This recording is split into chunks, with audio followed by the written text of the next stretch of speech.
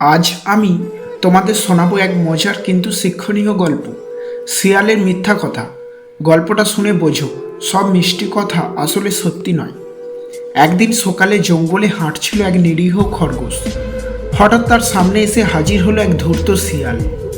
শিয়াল বলল, বন্ধু খরগোশ, আজ আমি তোমার জন্য সুস্বাদু খাবার এনেছি।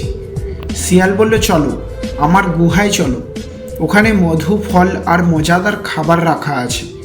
খরগোশ প্রথমে একটু সন্দেহ করলেও শিয়ালের মিষ্টি কথায় সে রাজি হয়ে গেল।